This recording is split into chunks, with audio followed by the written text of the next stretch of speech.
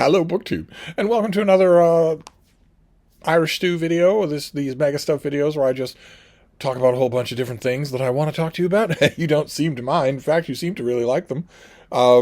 We cover a lot of ground. It's not just books in this video, so if you're here just for the books, then definitely don't watch these videos.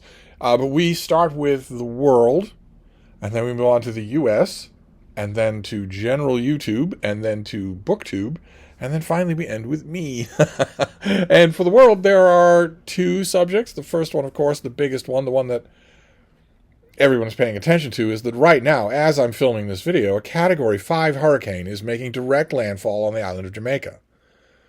It's the most severe. Hurricane Melissa is the strongest storm that has ever struck Jamaica. No one has any idea the full extent of what the damage will be. The Jamaicans are... There have been news crews all over the place there. In fact, the news crews can't leave now. Interviewing everybody about, what are you doing? What are you planning on doing? As a weather forecaster said yesterday, it's going to change the island forever. This is going to be one of those things where in 50 years, people will still be thinking about Melissa. They will still be thinking, before Melissa and after Melissa. Actually, that's probably not true. In 50 years, probably a large part of Jamaica will be underwater. But in 10 years, certainly this will be a linchpin storm. And thanks to modern technology, we get to see a lot of it happening. So that is happening now. This is a big, gigantic Category 5 hurricane, and it's a slow mover. So it's going to pound Jamaica before it washes off. So that's the number one subject, and there's nothing anybody can do about that. And then there's another subject on the world stage that is connected with the United States because it's the United States president. And once upon a time, for years and years and years, there was plenty that could be done about this subject. There isn't anything that can be done about it now. And that is the United States President, Donald Trump, who is in Japan and who had public events and public appearances and also public speeches. And the way that you are learning about those things almost certainly is through a process called sane washing, which future historians outside of the United States will cite as one of the key elements in the downfall of this country to fascism, is the willingness on weird levels for all kinds of major media to take what their reporters are seeing and hearing and normalize it, change it so that it doesn't seem odd when it comes from this racist, sexist, fascist, lying, moron, rapist from Queens. Sane washing is when Trump gets up on a podium and rambles completely incoherently a fusillade of lies. And the newspaper reports in the New York Times, in the Washington Post, in the Wall Street Journal, in UPI and whatnot say, President delivers remarks. Or at the most, President delivers contentious remarks. When that isn't true. And the sane washing even filters down to the actual records, where in some of these news agencies will also offer transcripts of what the president said, and those transcripts are false. They are falsified. The transcripts are also sane washed. If you read a transcript, an official transcript given to you by, let's say, I don't even know, the Wall Street Journal, the New York Times, if they're allowed to do it, versus watching the speech live yourself and trying to hear just the words, you will see that they are finishing sentences. They are adding huge numbers of words that weren't there. They are drawing inferential connections that aren't there, that aren't drawn themselves. That's called sane washing, where you take an unbelievable spectacle of inanity and stupidity and you change it into something more representable than it was. And that is all that I have been seeing of Trump's time in Japan. All of that I've been seeing, aside from the actual original things, which are all recorded, which you'd think would defeat the whole purpose of sane washing. If you could see the original, you'd think that would defeat the whole purpose, but no. No, most people are perfectly willing to just suck up sane washed reports from whatever venue they watch, rather than go and look at the actual broadcasts. And every single one of those accounts that I've seen has sane washed this trip, where Trump made no sense whatsoever and was a slurring, high-pitched, wavery, watery-eyed, nonsensical dodderer the whole time. And no one is reporting that. The press, whose job it is to report that, is not reporting it. In fact, they're actively lying about it, as they have been doing for 9 years now. Actively lying about it. It'd be one thing if they just left it out. Said, President delivered remarks in Japan, and now we'll move on to our next story. That would be sane washing, but it wouldn't technically be a lie. But when you take what actually happened and change it, you are lying about it. And they do it. They all do it. It's just unbelievable to me. Even now, even after all this time, it's unbelievable to me. I've had a lot of experiences. I've had a lot of jobs in what could be called the extended Fourth Estate. And I have never had a whole lot of respect for the intellect of the men and women involved. But I've always believed that they at least cared enough about the honor of their profession not to simply lie about what they were seeing.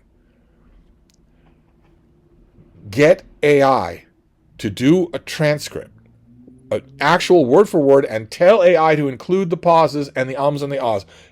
Get an actual transcript of any of the remarks that Trump made, and then compare it to the gist of those remarks given to you by the New York Times, the supposed paper of record. So that's another thing that's happening on the world stage, is that the United States' utterly embarrassing dictator is on a world tour. So other countries get to see him and talk about him. And then when we get to the U.S., we are still largely talking about the autocratic rule of this country because the government has gone away. The government ran out of funding and is no longer in operation. There are all sorts of carve-outs. There are all sorts of private payments to the military, as we talked about yesterday. There are all sorts of government programs like air traffic controllers that nominally at least aren't affected. But 1 million government workers are out of business. And lots and lots of government programs have stopped or are going to stop. They might be funded for this month, but they're going to stop on the 1st of November. And several of those programs are going to be a little bit of a surprise to some of you if you don't know much about the United States of America, my own country. If you don't know much about the United States of America, you'll at least know one thing, which is that we are the wealthiest country, not only in the world, but in the history of the world. And one thing, knowing that you might not know, is that despite that, the United States has tens of millions of people who are well below the poverty line and cannot support themselves without a public dole. That is true, but that absolutely is not necessary. Absolutely not. The Pentagon, our War Office in Washington, D.C., loses $1 trillion a year. I'm not talking about they spend that or they spend it poorly. I'm saying they simply lose $1 trillion a year, or they don't know where it is. Just administratively, they have no idea what happened to that money. I'm not talking about black budget things like overthrowing the legitimately elected democratic governments around the world or anything like that, because that stuff isn't lost. There are records of it. I'm talking about we just don't know where $1 trillion went. $1 trillion would feed, clothe, house, and educate every single person in this country 10 times over. And the Pentagon loses that much money a year, quite apart from how much money they spend every year on, say, redundant missile systems. So not the missile systems that we don't need, but redundant missile systems to them that are also $1 trillion apiece. There is absolutely more than enough money here for there not to be any people who rely on essentially a grain dole, what the Romans would refer to as a corn dole. That should absolutely not happen in this country. It should absolutely not happen. But it does happen. There are all sorts of programs like SNAP or EBT where you sign up for it and you get disbursements from the government every month for the food to feed your family. There are no SNAP queens. I know the fascist wing of the United States political landscape would love to say that, but there aren't any. There might be poor food decisions, but everybody makes poor food decisions. So, but there aren't any people that are just living high on the hog here. This is to keep your kids eating. And all of those programs are going out. They're going away on the 1st of November. All of them are. They, of course, are not carved out. So those families are just going to be up against it. They're going to, in just a few days, their whole world is going to change. And it's just a few days for the whole world is going to change. I've heard some commentators online saying, well, unless a deal is struck and the government gets back up and running. But the government is not going to get back up and running. MAGA is not only are they not negotiating, then there are orders not to negotiate. So that's not going to happen. So these programs are gone, and they're gone forever. But the chatter, the thing that I want to talk about for the U.S. is the chatter that I have heard online about riots when those benefits don't come through on the 1st of November.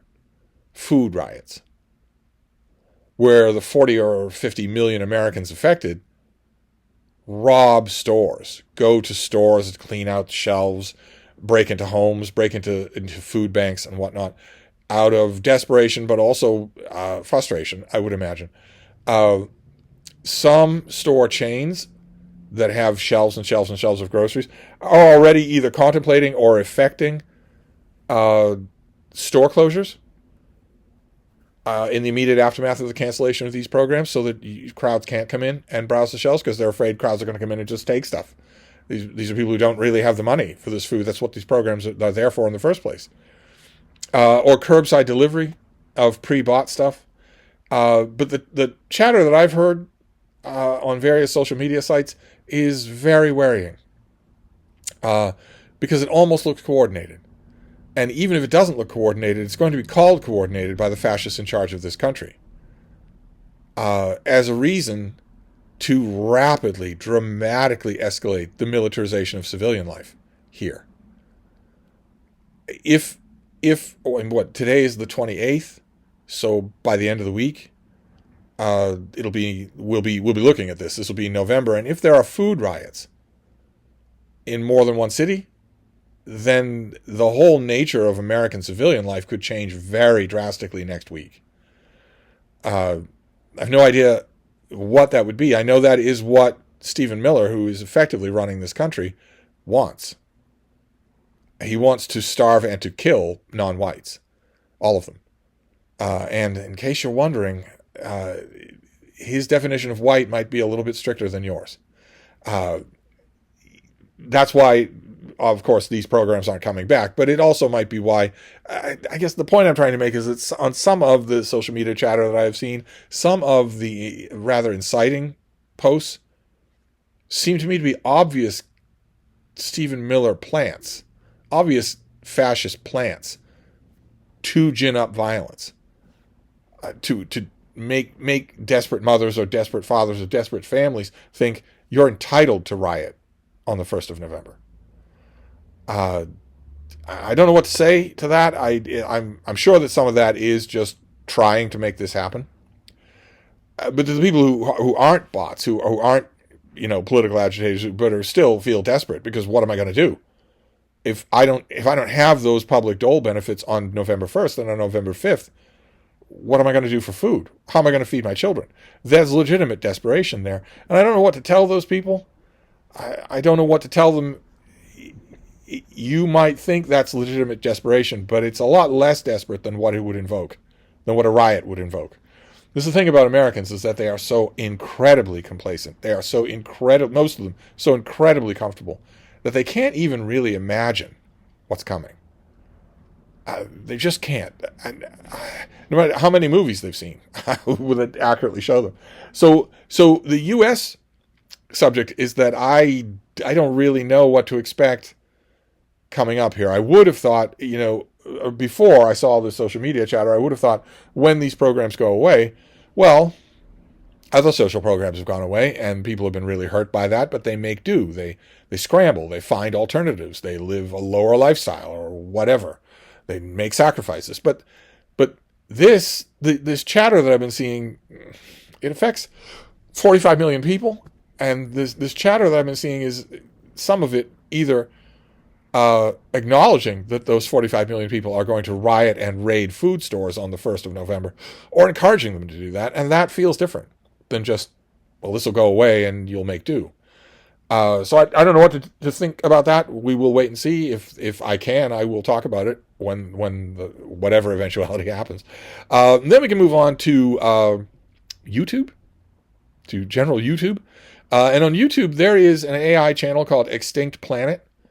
It's tough for me to say that just in passing. I don't like it. But nevertheless, half the stuff that I see on YouTube is AI.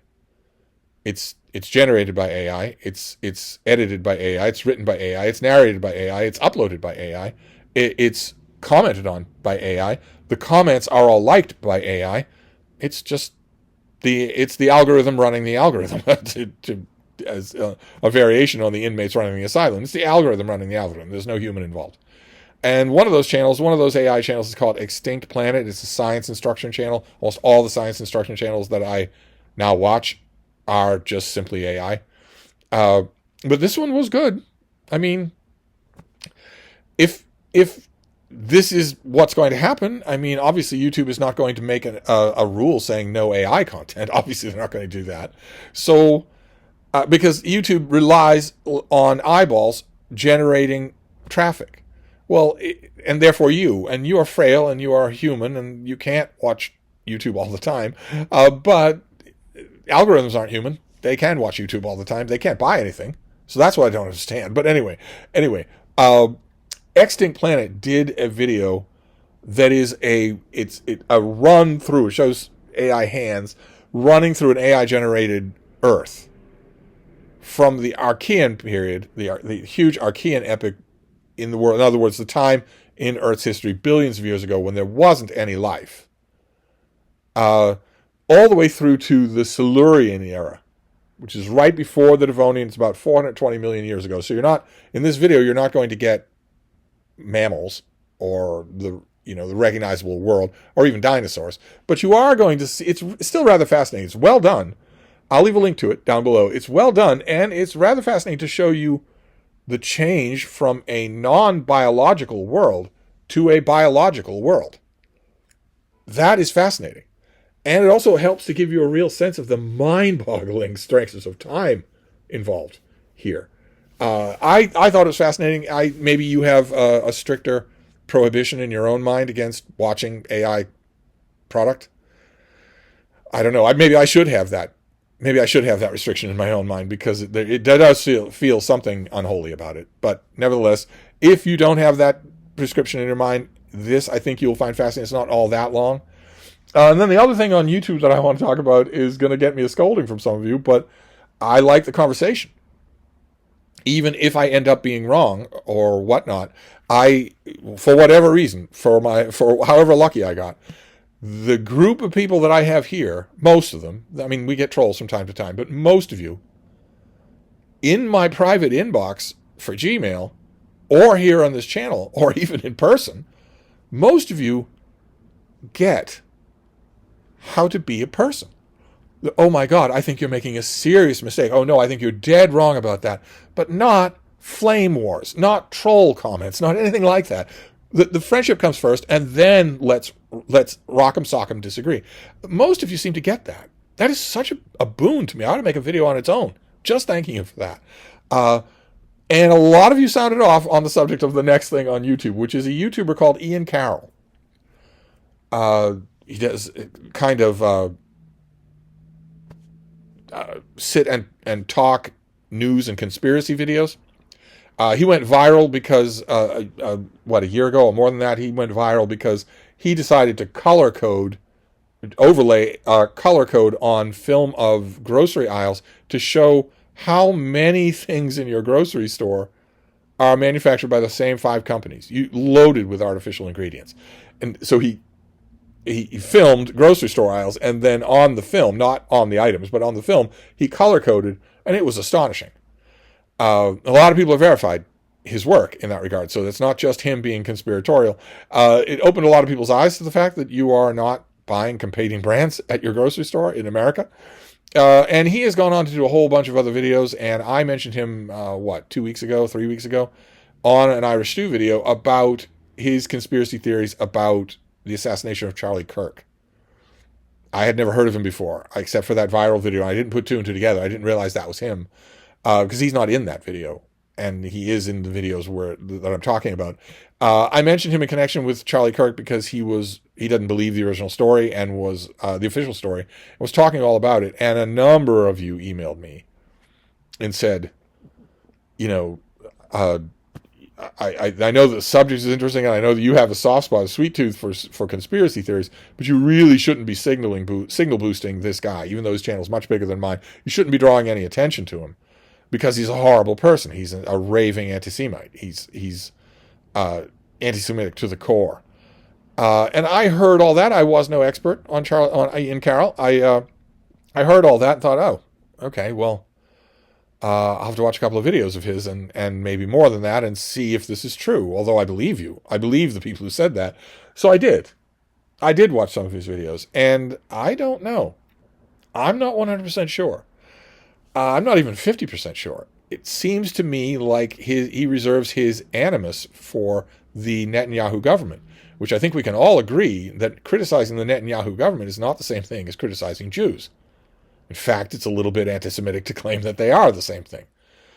I looked hard he's made a lot of videos. I looked hard in the videos that I saw for actual anti-Semitism. And I trust those of you who said, no, don't stay away from this guy. I trust you, but I didn't see what you were seeing. So I drifted back to his channel just a bit because he's still talking about the assassination of Charlie Kirk. And he did a video just the other day. It's really long. I'll try to find, he often does shorter versions of his long videos. I'll try to find a shorter version of it because if what is in that video is true, well, then anything like the official story about the assassination of Charlie Kirk is simply a lie. Because he notes in the video that I'll try to link to that there were a whole bunch of very specific searches on Google in Israel before Charlie Kirk's assassination for the name of the kid who's asking the question, for the name of his chief of staff, for the name of the Losi building where his assassin allegedly took the shot from. Why on earth, if it's true, why on earth would anybody in Israel be researching any of that? Especially since barely anybody knew where the event would be that far ahead of time. Only members of his staff did. And that led Ian Carroll, in the video that I hope I will find, to point out that Charlie Kirk's chief of staff, at the exact moment when Charlie Kirk is shot, acts in a really weird way. And I thought, well, you're a raving conspiracy theorist. You 50 zins every hour and whatnot, face all glowing red because of how many zins you pop. So you and I might have different ideas of weird behavior. But then I watched it. I mean, he doesn't just say it. He shows it to you. There's ample film footage. I watched this chief of staff's behavior, and it is weird. It's not any way that you would react if your boss and friend were shot right in front of you. There are a million ways that people could react that way, but not the way this guy does, to just calmly walk away. So I found that fascinating. It makes me wonder if there is actually more to this story, a lot more. Of course, Ian Carroll's overriding theory is that Israel killed Charlie Kirk. And as I have pointed out in his comments field and the comments field of other people who have made that claim, what about Tyler Robinson? He was on the roof. He was arrested. His text messages confessed to the crime. He is still in custody.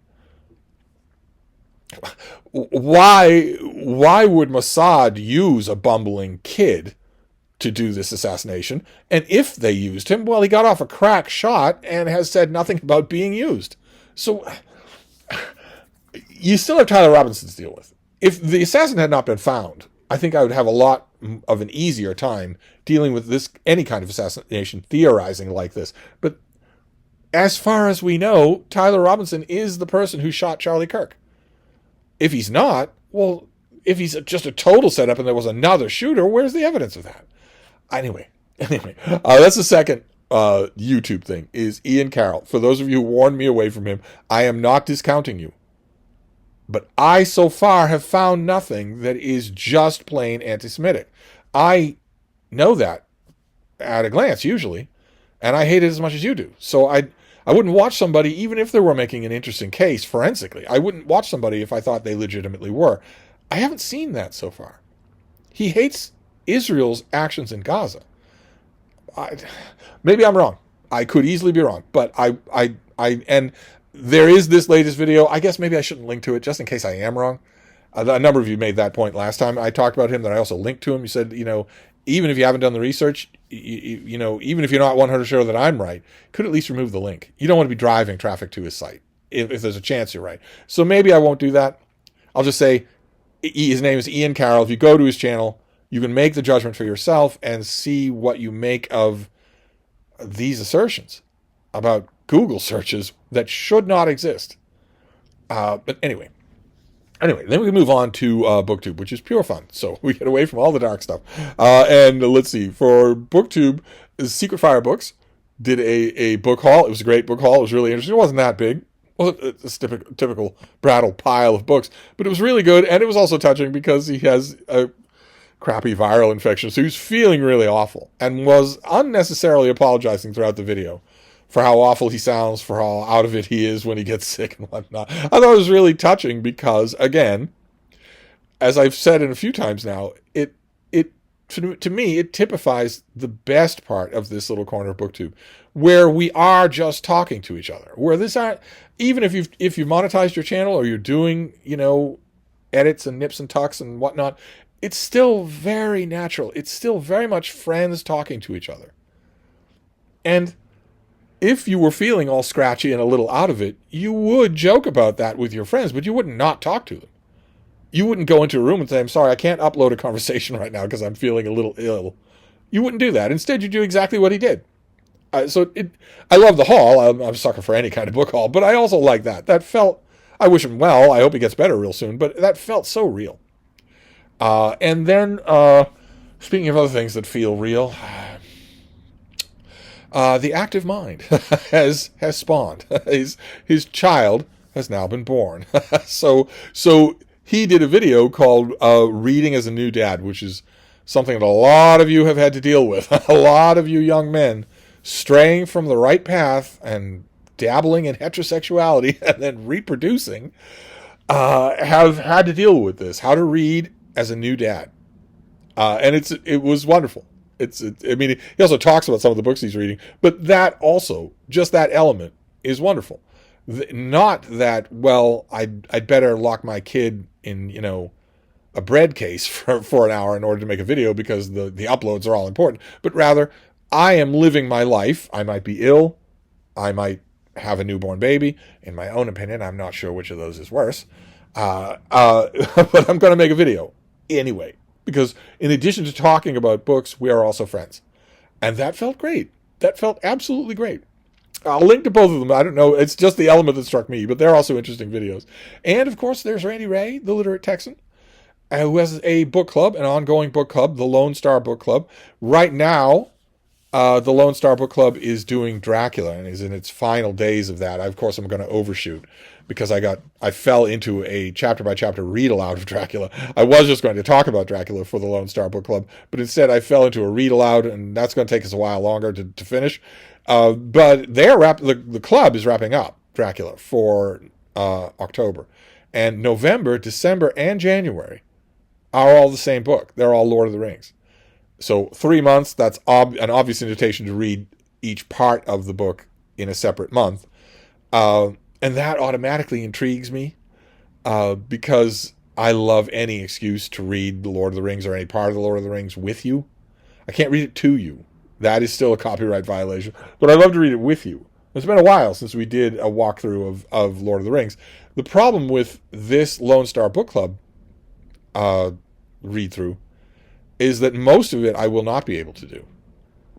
November, sure. But December, I'm going to start to fade away. And by the end of the month, I won't be here. And I cannot possibly plan that I will be around in January to do Return of the King. But I still want to get involved. So I think in November, I will be paying a lot of attention to the Fellowship of the Ring for the Lone Star Book Club.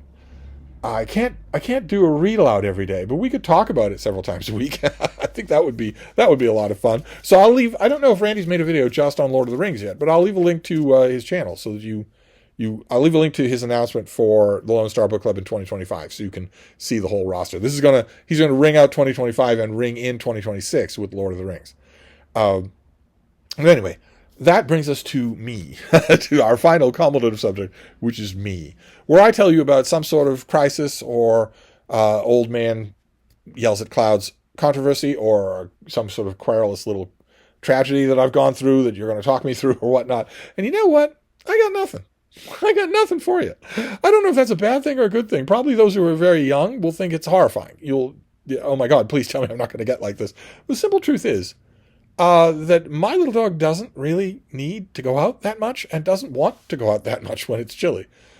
She is curled up. I don't know if you can see it. She's curled up tight next to me and has been for hours. She just has no interest in moving, usually, or in playing, or anything like that. As long as my arm is resting on her, as it is right now, as long as my arm is resting on her, she's happy. If I move, she's not happy. But if I'm right here with her, she's perfectly happy. And so the honest truth is that since I did the last me part of the Irish Stew video where I was railing about phones, I have done almost literally nothing but read. Almost literally nothing else that whole time from now until then. So I haven't had the chance to develop any crises of any kind. I'm very sorry about that, but the me part is just a total washout. So I'm gonna wrap this up on a very anticlimactic note. But I'll leave links to all the stuff that I've talked about, and I will see you later. Thank you, BookTube.